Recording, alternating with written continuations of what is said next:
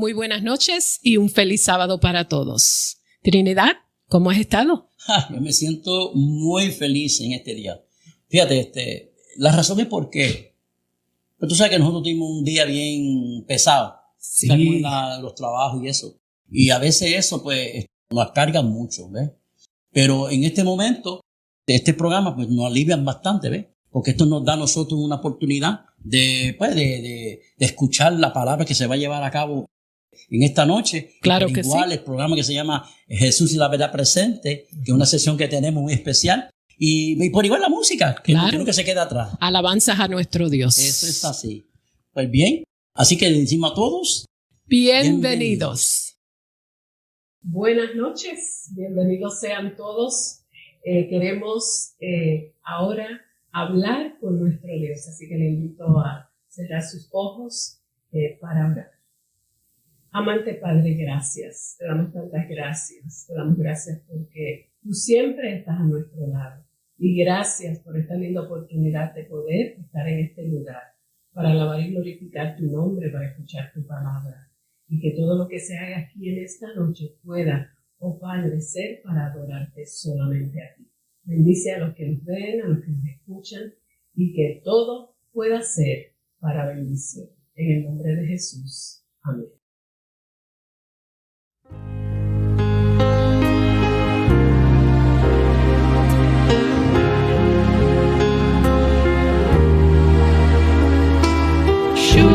Surely the presence of the Lord is in this place. I can feel His mighty power and His grace. I can hear the rush of angels' wings. I see glory on His face. Surely the presence of the Lord is in this place. In the midst of His children, the Lord said He would be. It doesn't take very many. It can be just 2 or 3, and I feel that same sweet spirit that I felt so many times before. Surely I can say I've been with the Lord. Surely the presence of the Lord is in this place. I can feel His mighty power and His grace. I can hear the rush of angels' wings. I see glory on His face. Surely the presence of the Lord is in this place. There's a holy hush around us as His glory fills this place. I touch the hem of His garment. I can almost see His face, and my heart is overflowing with the fullness of His joy. I know without a doubt that I've been with the Lord.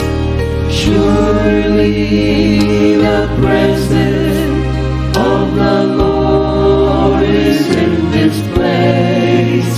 I can feel His mighty power and His grace.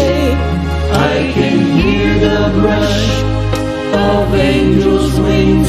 I see glory glory on his face. Surely the presence of the Lord is in this place.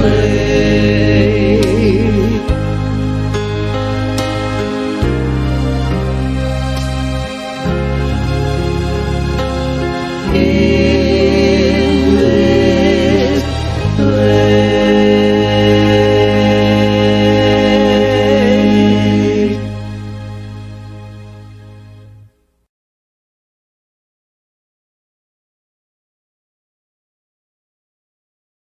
Feliz sábado tengan todos los que nos están sintonizando. Estamos en el segmento Jesús y la verdad presente una vez y más. muy gozosos de estar una vez más con cada uno de ustedes. Y una vez más, ofreciéndole el librito, La Tempestad Perfecta llega, escribiendo en nuestro inbox o si no, trinidad100@hotmail.com. Y allí mismo que escriban alguna incógnita, alguna duda, alguna pregunta o algún tema de sugerencia y nosotros nos ocupamos del mismo. Y no se olviden de compartir el segmento.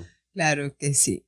La noticia que traemos de esta noche es interesante porque muchos piensan que ya esto es algo tal vez del deporte y pues hay confesiones de personas que lo han practicado que no es así. Ujú. Y se titula Ex Psíquica advierte sobre el yoga. Y yoga. Jen Nisa, ex psíquica que pasó años haciendo lecturas y comunicándose con lo que ella creía que eran los seres queridos fallecidos de sus clientes, advierte sobre esta práctica, sobre la yoga. Nisan es ahora una cristiana que comparte su historia de dejar el ocultismo y recientemente dijo al FaithWire de CBN porque cree que el yoga no es solo estirar y respirar. Comenta que el yoga es una práctica espiritual hindú y la palabra yoga tiene sus raíces en el sánscrito.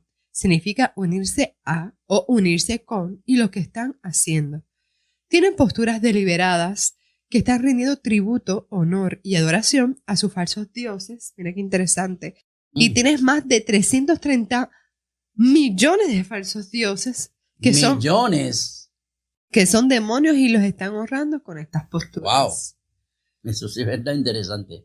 Nisa habló específicamente de los cristianos que utilizan el yoga para mantenerse en forma, explicando que porque creen que participar en el fenómeno de fitness puede ser espiritualmente peligroso. Relata que está plenamente consciente de que algunos se burlarán de estas afirmaciones, diciendo de que, ¿cómo es posible? Eso simplemente es estirar, como decía, estirar y respirar. Sí, eso es verdad. Pues, volviendo aquí, algunos se burlarán de estas afirmaciones y afirmarán que no están participando en los aspectos religiosos del entrenamiento. Apeló de nuevo a las escrituras para detallar los reparos a tal argumento, dice ella. Uh-huh. Señaló que están abriendo puertas demoníacas a practicar yoga, porque esas posturas que está haciendo adoran a otros dioses, no al único Dios verdadero, por supuesto, sino a los demonios hindúes. Nisa dijo que el yoga se basa en las prácticas de otra religión y por lo tanto no se puede redimir. Eso es lo que más le preocupa de la participación de los cristianos. A pesar de los mejores esfuerzos de la gente, dijo que no se puede separar de el hinduismo de yoga. Solo debemos como cristianos preocuparnos por ser sellados con el Espíritu Santo, dijo. Nisa cree que el problema se ha infiltrado en las iglesias y lo llamó super engaños. Ella cree que el yoga abre a las personas a la opresión espiritual, algo con lo que incluso los cristianos puedan luchar. Calificó de desgarradora la aceptación del yoga por parte de las iglesias y dijo que ella también participó en el ejercicio cuando era vidente y describió cómo se convirtió en parte de su mantra diario. Solía hacer yoga de forma ritual y el aspecto de meditación realmente me abrió y me ayudó a recibir comunicación de el espiritismo malignos. Dijo sobre sus antiguas prácticas psíquicas. Por otra parte, Hay un profesor de Kundalini Yoga en 4 universidades que se llama Mike Sherber, Professor of Kundalini. pues dice que él tiene muchos estudiantes, tiene centenares de estudiantes y estos estudiantes, ¿verdad? Lo consideran a él como un gurú. Hace un gurú. Y él tuvo un encuentro con el Señor Jesús y cambió radicalmente su corazón, su vida y su visión del mundo. Es así. Escribió un libro titulado 7, en inglés dice 7 Reasons I No Long Practice Yoga. Y a menudo habla de los peligros de yoga en sus podcasts. Revealing the True Light en la Carisma Podcast Network. Así que miren todos los testimonios No, eso hay varias personas que están hablando de que nos demuestran que no debe ser, ¿verdad? Para los cristianos considerarse como parte de lo que es, ¿verdad? El fitness. eso. Sí. Vamos a ver qué nos dice la palabra de Dios y vamos a ver citando Éxodo 23 y también Jeremías 17:9. Dice que no tendrás dioses ajenos delante de mí. Y esto era lo que Nisa quería decirle a todo aquel que quisiera practicarlo. Ella quería demostrarle que no lo hiciera a través de la Santa Palabra. Y yo creo que estos versículos ella los consideraría porque está claro cuando ella dice que son posturas que son para honrar dioses paganos y el único que debemos adorar es nuestro Dios. ¿Hay otro versículo? Sí. Dice aquí, engañoso es el corazón más que todas las cosas y perverso. ¿Quién lo conocerá? Así que, ¿qué significa, Junior? Que tenemos que velar por esos gustos que tenemos y que cuando nosotros nos agrade algo, verlo a través de la luz de la palabra de Dios, si eso Dios lo acepta, si es bueno para mi vida, si me va a bendecir y si voy a glorificar su nombre. Son muchos aspectos que podemos analizar. Otra pregunta dice, ¿el enemigo se toma tiempo de descanso? ¿Qué tú crees? ¿Tendrá vacaciones? ¿Tendrá vacaciones? El enemigo trabaja 24/7, eso te lo puedo decir desde ahora. Y lleva tiempo, ¿verdad? Miles de años. Miles de años, ya casi llegando a los 6,000 y pico de años ya que está con eso. Dice, y primera de Pedro 5:8 dice, estén alertas y sobrios. Vuestro enemigo, el diablo, ronda como león rugiente buscando a quien devorar. Así que mira, no se toma nadita. Van a venir, sabemos que estamos viviendo tiempos peligrosos y van a venir cosas que nos van a confundir. Dice que inclusive a los escogidos. Pero los que se van a mantener en pie son aquellos que se fundamentan con la palabra de Dios. Y sí, y hay que verlo todo, ¿verdad? Con la ley y el testimonio. Y si algo no le agrada al Señor, ¿para qué formar parte de nuestra vida? Eso es así que no se toma ni un microsegundo de descanso. Eso es así. Otra preguntita, dice, ¿a quién debemos honrar? Claro está, es el libro que fue escrito por Ellen G. White bajo el título Mental, Carácter, Personalidades. Los pensamientos deben ser puros, lo que está diciendo, las meditaciones del corazón limpias, al fin de que las palabras de la boca sean aceptables al cielo y beneficiosas para los que se relacionan con nosotros. Yo sabes que yo quise presentar esta cita, pero no es para que sea la excusa para decir, pero es que ahí dice que tengamos meditaciones del corazón. Sí. Pero muy distinto es reflexionar, que esto es a lo que ella, ¿verdad? Lo que ella nos aconseja que tenemos que reflexionar, cómo estamos viviendo nuestra vida, ¿verdad? Los resultados de la misma.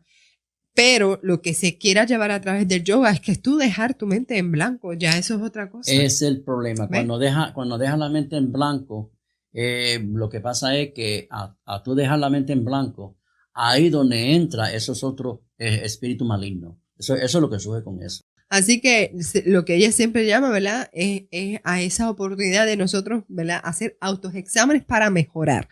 No a ese tipo de meditación que se quiere practicar a través de ¿verdad? Esta religión del hinduismo. Eso es así. En conclusión, pues nos dice que si alguno no honra al Señor, no debe formar parte de nuestras vidas. La experiencia de otras personas no sirven como ejemplo para evitar caer en el error. Así que hay que ser personas prudentes. ¿Qué quiere decir? Que cuando veamos y escuchemos consejos y testimonios de los demás, que forme parte, ¿verdad? De enseñanza Sí. para nosotros, que no tengamos que entonces caer en el error porque quisimos aventurarnos y no aprovechamos esos testimonios, esos ejemplos que podemos adquirir de los demás. Sí. Seamos participantes de los tesoros del cielo. Y cuando realicen alguna práctica, tenemos que ver cuál es su origen. Muchas cosas las hacemos con los ojos vendados y no sabemos, porque mira que la ¿De dónde viene? ¿Cuál es la historia? Nosotros hablamos bastante cosas aquí, ¿oíste? Y cada cosa que hablamos, porque se ha hablado de los que están siguiéndonos a nosotros, sabe que nosotros hablamos diferentes tipos de topic. Y ahí hay cosas que a veces nosotros mismos lo ponemos, nosotros mismos preguntamos nosotros mismos de dónde salen todas estas cosas, ¿ves? Porque o sea, que nosotros tenemos que tener cuidado y estudiar y analizar, que si no son cosas conectadas con el cielo, pues claro está, mira, eso no, tenemos que alejarnos de eso. Alejarnos, ¿no? Sí. Yo le tengo ¿verdad? Hay un dicho bien famoso que dice que mientras más tú me des la tentación, mejor te va a parecer. Porque sigues ahí, y el contemplarla, tú mismo estás cediendo. Así que, alejados del mal. Así que, busquemos lo que siempre dice la palabra de Dios respecto a cualquier cosa, ¿verdad? Que forme parte de nuestro estilo de vida y de nuestros gustos. Para honrarlo a Él y no a dioses paganos. Eso es así. Así que, hasta la próxima.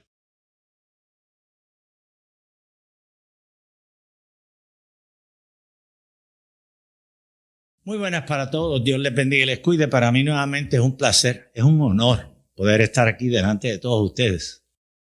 Y les digo que para la tercera presentación he estado meditando, pidiéndole al Señor que el Señor me ayude a poder comunicar lo que queda. ¿Por qué? Porque lo que queda es solemne, es algo serio. Nosotros sin lugar a dudas estamos viviendo en los últimos días de la historia de esta tierra. Mientras leía en la matutina Maranata, allí da un desglose completo de cómo la sierva del Señor vio los desastres, cómo se iban a ir desarrollando a medida que el tiempo avanzaba. Y ella dice que una vez que se desate la primera parte de las profecías de los últimos días, dice que eso no se va a detener, y eso es lo que estamos viendo en la actualidad.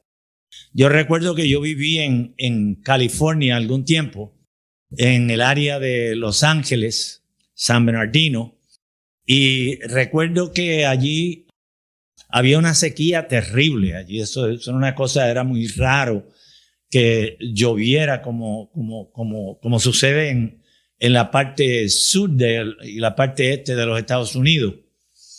Y en la actualidad, cuando miro las noticias y veo las inundaciones, cuando yo veo los fuegos, no hace mucho un terremoto que no tuvo mucha repercusión, pero que hizo algún daño. Señores, es una cosa terrible cómo el Señor lo dejó tan claro. Nos dejó esos marcadores proféticos, porque precisamente eso es lo que es la profecía.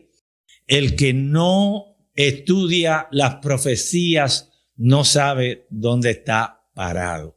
Y nosotros deberíamos saber dónde es que estamos. No solamente porque la lógica, la razón así lo implica, sino porque el Señor nos dejó suficiente material en la Sagrada Escritura, y por supuesto a la Iglesia Adventista, a través del Espíritu de Profecía, hay información allí que el pueblo adventista no debería estar sorprendido de nada de lo que está sucediendo en el mundo. La posibilidad de una tercera guerra mundial como resultado de la invasión de Rusia al país de Ucrania, los demás desastres naturales. Nosotros sabemos que es por obra del enemigo de las almas, la mayor parte de ellos. Los desastres en Japón, en Haití, en Sudamérica, en las Filipinas, los Estados Unidos, huracanes. Señores, es una cosa terrible. El que no está al tanto del tiempo que estamos viviendo es porque lamentablemente no tiene interés en saber qué es lo que está ocurriendo en el mundo hoy día. El Señor nos dice bien claro en Amós 3:7 que el Señor no hará nada sin antes anunciarlo al pueblo a través de sus siervos, los profetas. El Señor le envía cartas, períodos de tiempo que están ilustrados por la condición espiritual de 7 iglesias en particular, y el Señor nos deja un recuento histórico con casi 2000 años de anticipación. Ya el Señor nos describe los eventos que iban a ocurrir a medida que el tiempo transcurriera. Y nosotros sabemos que la primera de esas comparaciones, metáfora, la encontramos en el capítulo 2 de Apocalipsis, cuando menciona el mensaje de Juan a los líderes, al ángel de la iglesia de Éfeso, y termina con la iglesia de la Odisea. Y nosotros sin lugar a dudas sabemos que estamos viviendo en el periodo de tiempo histórico, espiritualmente, de la iglesia de la Odisea. Sabemos cuál es la condición, pero sin embargo, la sierva del Señor dice muy claro que sí hay esperanza para la iglesia de la Odisea. Así que, hermano, es una cosa simple. Nosotros no tenemos que desesperarnos por lo que dice Apocalipsis 3 del 14 en adelante, como el Señor Jesús, el testigo fiel y verdadero, le dice a la iglesia que Él conoce sus obras, conoce su maldad, conoce su neutralidad, que no se aventuran a estar calientes, ni tampoco fríos, sino que piensan que por el hecho de que pues asisten a la iglesia cuando pueden, cuando no hay nieve, cuando no hay lluvia, cuando no hay problema ninguno, pues ellos piensan que ya la salvación está asegurada. Y nosotros sabemos cuál es el veredicto y el diagnóstico que el Señor le da a la iglesia de la Odisea, y le dice: si no sales de esa condición, yo me veo en la obligación de vomitarte de mi boca. Y por supuesto nosotros no queremos que eso suceda con ninguno de nosotros, nuestros familiares, nuestras amistades. Precisamente por eso es que el Señor nos deja una responsabilidad. El Señor le deja una misión a usted, le deja una misión a ustedes, y le deja una misión a ustedes. Cada uno de nosotros que estamos aquí presentes tenemos una misión, y el Señor no nos deja a oscuras, en tinieblas, en relación a la misión que nos da. Y no solamente eso, sino que nos dice: miren, yo tengo la potestad, yo tengo el derecho. Y eso lo dice bien claro allí en Mateo, el capítulo 28 y versículo 18, que lo leímos anteriormente. Y Jesús se acercó y les habló diciendo: toda potestad, toda autoridad. Así que el Señor Jesús tiene autoridad para pedir, para demandar, para solicitar de sus hijos, de aquellos que lo han aceptado como su Salvador. Él tiene la autoridad para decirles: vayan, enseñen, trabajen, funcionen, bautizando en el nombre del Padre, del Hijo y del Espíritu Santo. Y no tienen que tener temor ninguno. ¿Por qué? Porque yo estoy con vosotros hasta el fin del mundo. Y ese es el último versículo, el versículo 20 del capítulo 28 de Mateo. Así que la responsabilidad que Jesús deposita sobre nuestros hombros es que nosotros debemos compartir la enseñanza, la esperanza, la fe que Él nos deja, ¿ok? Nosotros debemos, o tenemos más bien la obligación de compartirla con aquellos que todavía están en el mundo de pecado. Y es lamentable porque hay hermanos que dicen: no, yo no tengo problema en ir a la iglesia y ayudar financieramente a la iglesia, pero a mí me da vergüenza ir para la calle, yo no quiero hacer esto, yo no quiero hacer lo otro. Señores, hay diferentes formas de nosotros lograr llevar el último mensaje de amonestación a esta tierra. Porque eso es lo serio del asunto. Este es el último mensaje que Dios le va a dar a esta humanidad. Y ese mensaje incluye, pues, los mensajes de los 3 ángeles. Temed a Dios y darle gloria. En otras palabras, revelar su nombre, su carácter al mundo. Y eso se hace no solamente con palabras, sino a través del testimonio. Cuando este evangelio del reino sea predicado por testimonio a toda criatura, entonces Él regresará a buscar a su pueblo. Y nosotros tenemos interés en que el Señor Jesús regrese, cumpla la promesa esa de Mateo 24:14. Así que, si nosotros no cumplimos nuestra misión, y la misión puede ser cumplida, a aquellos que pueden predicar, prediquen. Aquellos que pueden enseñar, enseñen. Aquellos que pueden repartir un pedazo de literatura, una revista, un libro, pues reparta la literatura. Aquellos que solamente pueden orar por los demás, oren por los demás. Pero señores, utilicen ese talento que el Señor nos ha dado para contribuir a la expansión del evangelio por toda nación, tribu y lengua.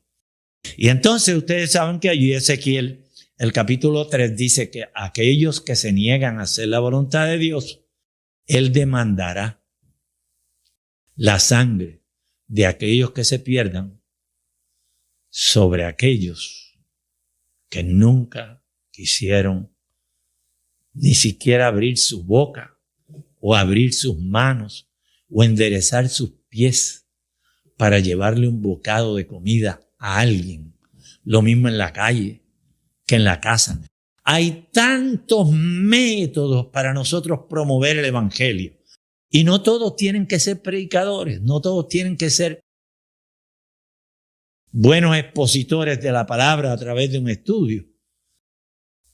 El mejor sermón que se le puede dar al mundo, hermanos, es un testimonio genuino, legítimo, de que Jesús no solamente camina con nosotros, de que el Espíritu Santo no solamente camina usted y usted conmigo, sino que el Espíritu Santo también desea habitar en nosotros. Y una vez que el Espíritu Santo habita en nosotros, porque nuestros caracteres son semejantes al carácter del Señor Jesús cuando estaba en la tierra, entonces ya no es usted el que expone la palabra. Ahora es el Espíritu Santo que está en usted el que va a llevar a cabo la obra. Y eso nosotros lo tenemos escenificado, ilustrado en las Sagradas Escrituras. En el caso de Felipe el evangelista, está caminando tranquilito por las calles de Jerusalén y de momento el Espíritu Santo le informa que él desea que Felipe vaya a compartir el evangelio con una persona en particular. Y nosotros sabemos que, preparado o no preparado, Felipe fue allá y permitió que el Espíritu Santo le hablara a aquel etíope. Y él mismo, cuando vio que todas las condiciones estaban presentes, que había suficiente agua, que él tenía la fe necesaria para ello, le pidió a Felipe: ¿qué impide que yo sea bautizado? Así que ninguno de nosotros quiere tener la responsabilidad de la sangre de una persona que se pierda, ahora sea un familiar, un vecino suyo, una amistad suya, sin olvidarnos que aun si fuera una persona a quien usted no le cae bien a ella, no que ella no le cae bien a usted, porque entonces usted tendría problemas. Que una persona, usted no le cae bien, pero esa persona también es un hijo de Dios.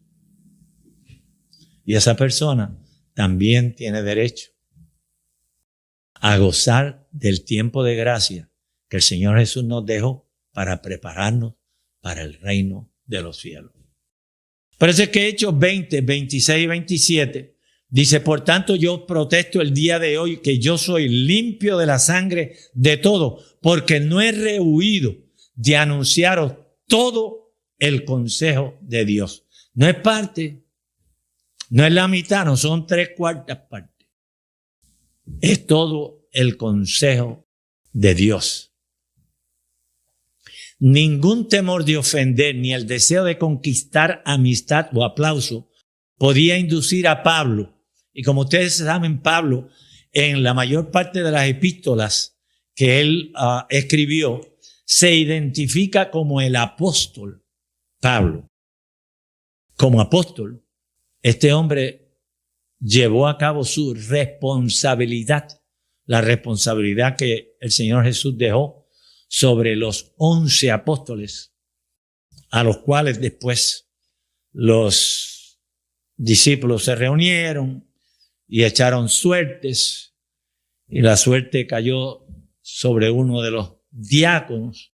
Si esa fue la voluntad de Dios o no fue la voluntad de Dios, eso no es para mí, como hijo de Dios, hoy día, criticar la manera como ellos llenaron el vacío que dejó abierto a Judas. Pero sí sabemos que Pablo tuvo un encuentro personal con Cristo y siguió al pie de la letra todas las instrucciones que Jesús le había dado. Así que nada podía inducir a Pablo a negarse a declarar las palabras de Dios dadas para su instrucción, para su amonestación y corrección.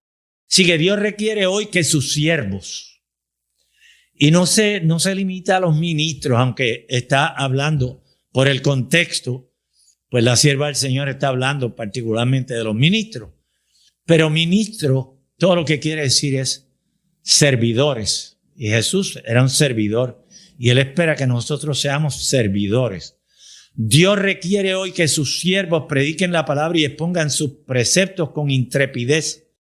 El ministro de Cristo no debe presentar a la gente tan solo las verdades más agradables, ocultándole lo que puedan causarle dolor. Debe observar con intensa solicitud el desarrollo del carácter. Si ve que cualquiera de su rebaño, en otras palabras, uno de los miembros de la iglesia, fomenta un pecado, o sea que deliberadamente, voluntariamente, no es que el diablo lo sorprendió y cayó en un pecado, sino que este es el individuo que planifica pecar, ¿ok? Si fomenta un pecado como fiel pastor, el siervo de Dios, el ministro, debe darle, basado en la palabra de Dios, no sus opiniones, amonestación alguna, confiando en sí mismos, el ministro será responsable por sus almas. Y eso está en el libro Hogar Adventista o Hechos de los Apóstoles, la página 325. El pastor que cumple su elevado cometido debe dar a su pueblo fiel instrucción. Si esto no es la instrucción suya, no es la instrucción mía. Yo no estoy hablando de mí mismo, yo no estoy predicando a mí mismo. Yo tengo la responsabilidad de predicar a Cristo. Así que la instrucción que yo voy a dar tiene que ser una instrucción fiel. Aquellos que tratan de rebajar las reglas, que tratan de diluir lo que van a decir a los hermanos en la predicación, en el estudio bíblico, lo que sea, usted no está autorizado para diluir, ablandar aquello que dicen las Escrituras o aquello que dice la inspiración a través de los libros del Espíritu de Profecía. Usted está para darle al pueblo una instrucción fiel. En cuanto a todos los puntos, todos, no es alguno, todos los puntos de la fe cristiana, y mostrarle lo que debe ser y hacer a fin de ser hallado. Y vean ustedes cuál es el blanco, que es lo que Dios persigue. Y yo le voy a explicar por qué. a fin de ser hallado perfecto en el día de Dios. Entonces, si yo le preguntara, hermano, hermana, alguno de los otros, si yo le preguntara cuál es el día de Dios, ¿a qué se refiere la Biblia cuando habla el día de Jehová? El día de Dios, los postreros días, ¿a qué se refiere? Pues precisamente a eso, los eventos finales, lo que va a pasar en estos últimos días. Darle gloria a Dios porque la hora del juicio es llegado. Anunciad que es hora de salir de Babilonia, porque Babilonia ha contaminado el mundo entero con el vino de su fornicación, Apocalipsis 17, del 1 en adelante. Precisamente por eso es que el versículo 1 del capítulo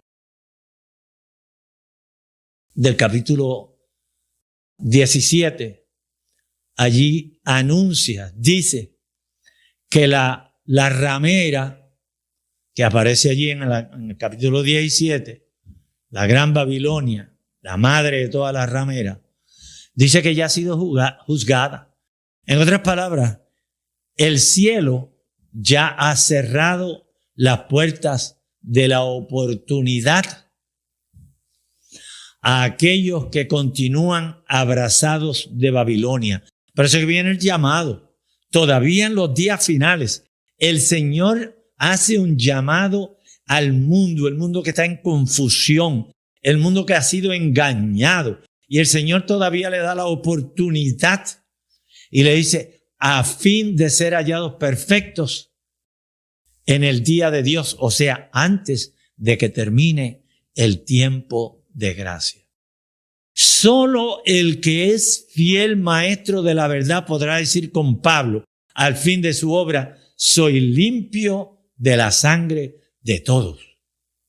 Así que, señores, esto no es para cobardes. Y si usted es tímido, pues mire, Filipenses 4:13 dice que todo lo puedo en Cristo que me fortalece. Así que la timidez puede ser sobrepujada. Podemos salir de ese estado de timidez que sentimos muchas veces. El Espíritu Santo está esperando porque nosotros nos decidamos a salir fuera para Él usarnos a toda capacidad. Por tanto, mirad por vosotros, amonestó el apóstol a sus hermanos, y por todo el rebaño en que el Espíritu Santo os ha puesto por obispos. En otras palabras, el ministerio no es un empleo. El ministerio es una vocación. Es un llamado. Si usted entró al ministerio porque usted quería un empleo que sea fijo, que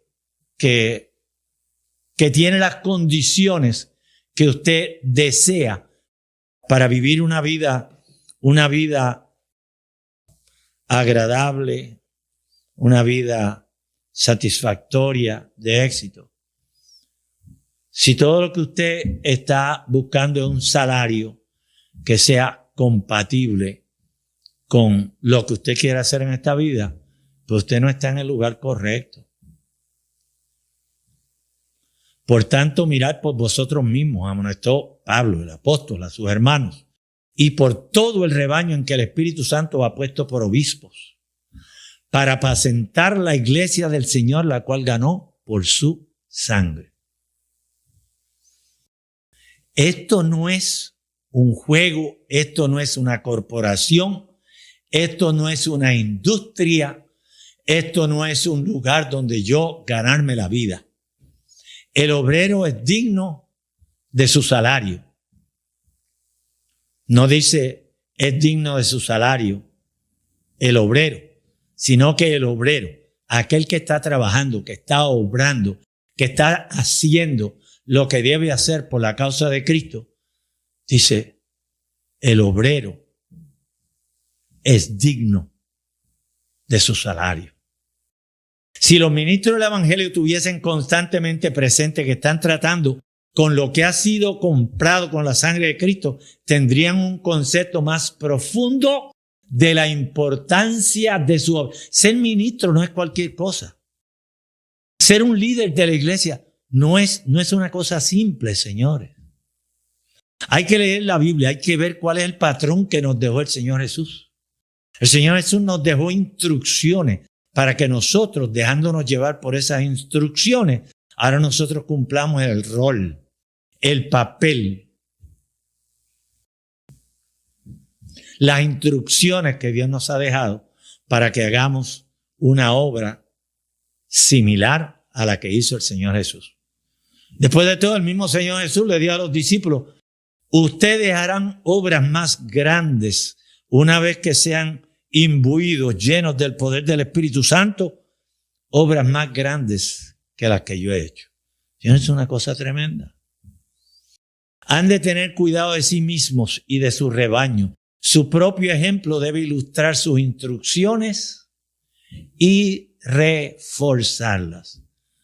Entonces, no utilicen la excusa de decirle a los miembros, como yo he escuchado algunos compañeros, no hagan como yo hago, hagan lo que yo le digo. Bueno, el Señor Jesús dijo eso de los fariseos. Y el Señor Jesús dijo bien claro de los fariseos: lo que ellos dicen es una cosa, pero lo que hacen es otra. Y a los que le estaban escuchando, Él dice: este pueblo, ustedes, le dice, se dirige directamente, ustedes de labios, no hay problema ninguno. Sí, yo amo al Señor Jesús. Maravilloso es el Señor que yo le amo. Pero no es lo que dicen sus labios, es lo que muestra su conducta. Cuando Juan apareció, el pueblo no había sido preparado para la información que Juan les comunicaba. Este es Juan el Bautista.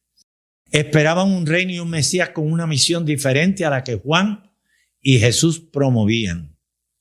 El reino de los cielos se ha acercado.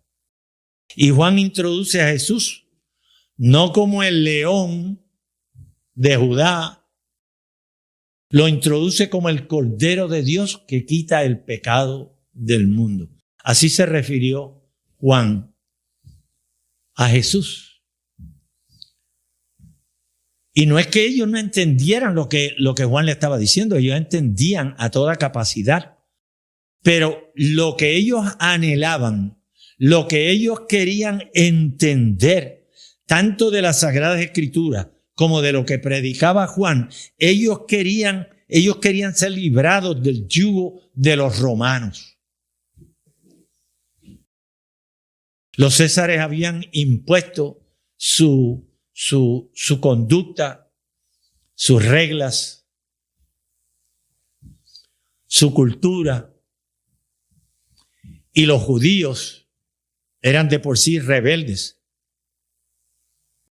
Y eran rebeldes no solamente con los seres humanos, que gozaban de una posición más alta que la de ella. Ellos se rebelaron contra Dios mismo. Se rebelaron cuando salieron de Egipto. Se rebelaron allá en el desierto. Durante toda la historia de ese pueblo hebreo, señores, eso era unos cuantos años, sirven a Dios porque vieron la necesidad que tenían y luego lo descartan a Dios, eligen jueces, eligen reyes, hacen lo que les place. Y el Señor dice que no quiere que ellos se confundan en relación a la adoración, pero ellos elegían en muchas ocasiones a quién adorar. Eso es triste. Juan hacía referencia al Mesías manso, cordero, que quita el pecado del mundo. Y ellos entendían el mensaje. La información la entendían a capacidad. Pero eso no es lo que ellos querían. Ellos querían un guerrero. Los judíos, especialmente los líderes, o sea, los fariseos, los saduceos, los escribas preferían un Mesías guerrero a un Mesías manso, amante, bondadoso. Y lo que ellos necesitaban era misericordia, porque la iglesia estaba en completa apostasía. Si Jesús hubiese venido con sus ropas de juez, sus ropas de venganza, señores, ninguno de ellos hubiese quedado disponible. Ellos desconocían su verdadera condición espiritual porque sus ojos estaban fijos en las cosas materiales. Ustedes saben que los romanos, una vez que comenzaron a conquistar la parte poblada y conocida del mundo entonces, pues ellos finalmente llegaron a Israel y también conquistaron a Israel.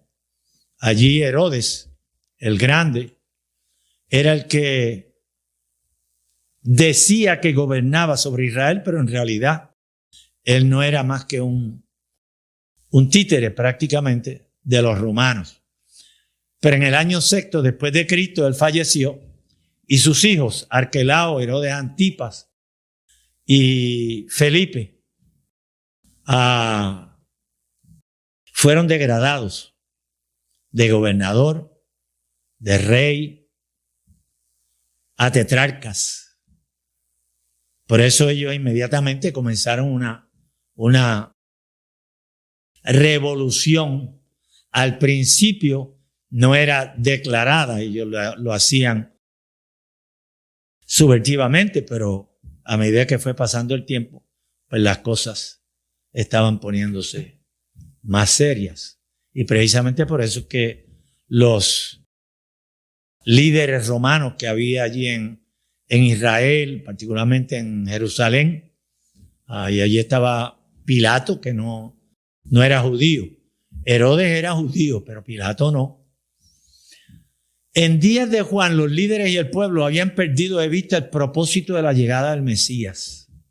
¿Por qué? Porque los líderes que querían congraciarse con el pueblo para que el pueblo los apoyara y devolvieran los diezmos y les dieran regalos y trajeran ofrendas grandes, pues ellos lo que querían era complacer al pueblo. Y el pueblo lo que le adolecía, lo que le preocupaba era el hecho de que ellos estaban cautivos prácticamente de los romanos. Los ritos que llevaban a cabo ya no tenían la misma connotación. Las ceremonias habían perdido su significado. El cordero la muerte del cordero se había convertido en un negocio. Precisamente por eso es que el Señor Jesús tiene que limpiar el templo al principio y al final de su ministerio. Y por eso es que los acusa a ellos y le dice: ustedes han hecho de la casa de mi padre, en lugar de una casa de oración, la han convertido en una casa de ladrones, de negocios. Su fe ya no tenía valor porque habían torcido tanto las sagradas escrituras que no sabían ni qué creer. Y déjeme decirle, hoy día la iglesia de la Odisea no está muy lejos de esa condición. Pero es que el Señor mismo, eso no lo digo yo, la acusación viene de parte del testigo fiel y verdadero, que les dice allí en los versículos después 15, 16, 17, y les dice: ustedes se piensan que son ricos, que lo saben todo, que lo tienen todo. Y él dice: ustedes no saben nada. O sea que la acusación no soy yo el que estoy diciendo que la condición de la Odisea es tal o más cual. Yo estoy meramente repitiendo lo que dice la Sagrada Escritura. El sábado era una carga y el resto de la ley estaba tan alterada que había perdido el valor que Dios le adjudicaba. Y eso está en Lucas 18. 8 dice: pero cuando venga el Hijo del Hombre, hallará fe en la tierra. En otras palabras, esto que está diciendo el Señor Jesús allí a través de Lucas se refiere particularmente a los que viven al tiempo del fin, cuando venga el Hijo del Hombre. Y él dice: hallará fe en la tierra. ¿A quién se está dirigiendo? ¿Se está dirigiendo al mundo? ¿Se está dirigiendo a los inconversos? ¿Se está dirigiendo a los impíos? No, Señor, se está dirigiendo a la iglesia. Esta iglesia debería ser una iglesia de fe, una iglesia que vive por fe, una iglesia que por fe practica todas las reglas y leyes que el Señor Jesús dejó para nuestro beneficio. Estaban dirigidas a nuestra generación, específicamente dirigidas a la iglesia de la Odisea, a la iglesia adventista del séptimo día, su iglesia hoy día. Nadie espera que el mundo de incrédulos y ateos presente tenga fe en el regreso de Jesús. Pero Cristo espera que su pueblo esté diseminando la fe tan necesaria para promover su regreso. Y yo pregunto, hermanos, cada uno de ustedes, yo les pregunto, hermanos, ¿hay fe genuina y poderosa en la iglesia? Señores, pero si viene una pandemia, nos cierran la iglesia, nos ordenan que se cierre la iglesia y no hay una voz que proteste. Porque si tenemos que cerrar las iglesias bajo protesta es una cosa. Si nosotros verbalizamos audiblemente la idea de que nosotros vamos a cumplir con la ley, pero bajo protesta, es una cosa diferente. Pero cuando el pueblo se somete y todos se someten a lo que dice el gobierno y les impide llevar a cabo lo que dice Hebreos, en donde dice que muchos abandonan la congregación cuando más necesario es reunirse. Señores, hay fe genuina y poderosa en la iglesia. Y yo me pregunto si eso va a tener repercusión cuando llegue el momento de la ley dominical y manden a cerrar las iglesias y no solamente nos prohíban ir a la iglesia, más bien nos ordenen ir a la iglesia en domingo, sino que el problema grande va a ser cuando nos ordenen que hay que cerrar la iglesia y que no podemos adorar a Dios en sábado. Y yo me pregunto cuántos de nosotros responderemos como Pedro. Hay que obedecer a Dios antes que a los hombres. Hermanos, Dios nos bendiga, Dios nos cuide. Que nosotros podamos tomar en serio el honor que Jesús nos confiere cuando nos invita a ser cosalvadores del mundo, a unirnos a Jesús y dejar que el poder del Espíritu Santo por gracia se manifieste a través de nosotros y sea una influencia de bien y de salvación para los seres humanos que comparten este planeta con nosotros. Dios los bendiga, Dios nos cuide, Dios nos ayude. Que no tomemos esto livianamente, sino que lo tomemos en serio, lo tomemos de corazón y que nosotros despertemos a la realidad de que necesitamos un reavivamiento sólido, verdadero, genuino. Oremos. Dios y Padre, te damos las gracias porque eres un Dios de bondad, de misericordia, porque tú nos cuidas, nos conduces, nos proteges, nos invitas a participar de una obra tan grande. Buen Dios, gracias por dirigirnos. Tú eres el único que merece la gloria y la honra. Guárdanos y bendice a cada uno de los presentes.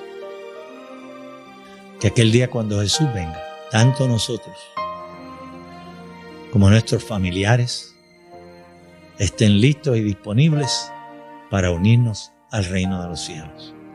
En el nombre de Jesús. Amén. Amén.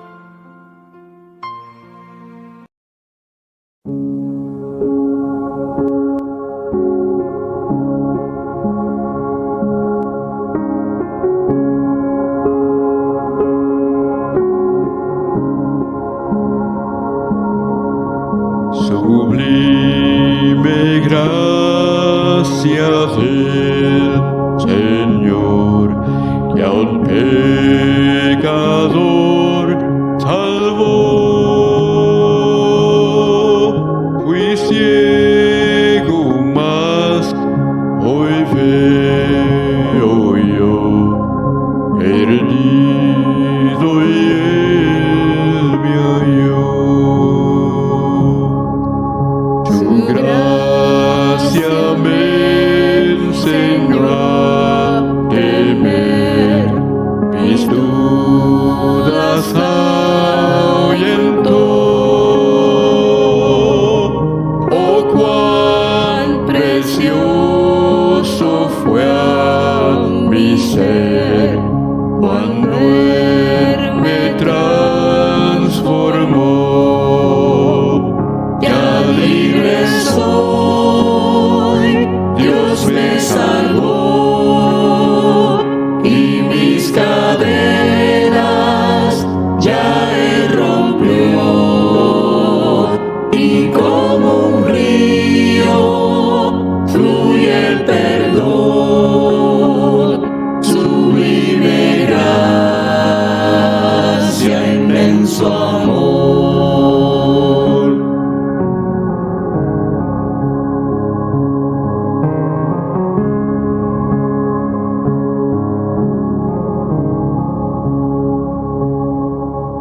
En los peligros y aflicción que yo he tenido aquí, su gracia siempre me libró y me guiará feliz. Ya libre soy, Dios me salvó y mis cadenas ya Él rompió. Y como un río fluye el perdón, sublime gracia, inmenso amor. Ya libre soy, Dios me salvó y mis cadenas ya Él rompió. Y como un río fluye el perdón, sublime gracia, inmenso amor.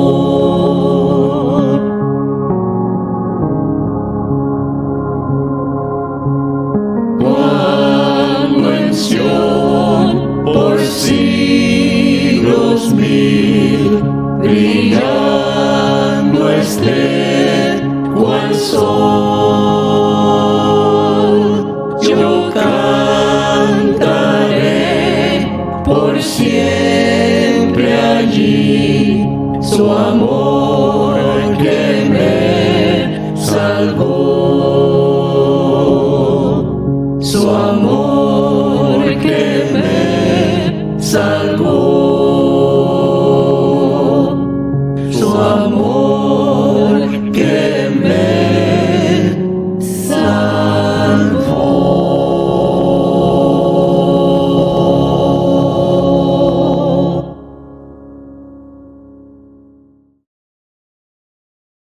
Bueno, grupito, se nos acabó el tiempo. Qué triste, ¿verdad? Bueno, Ya, pues ya ustedes saben que aquí, pues, siempre tenemos otro momento, ¿verdad? Claro que sí. Para poder alabar a Dios. ¿Y cuándo va a ser La semana que viene. la semana que? Pues bien. O sea que pueden seguir disfrutando de lo que se está presentando, ¿no? Claro que sí. Especialmente eso de los 10 minutos, eso es. Jesús y la verdad presente y las alabanzas. Y la alabanza Sí. también. Las predicaciones no las dejamos. Muy bien también. Pues, simplemente lo que debemos decirle es que Les esperamos.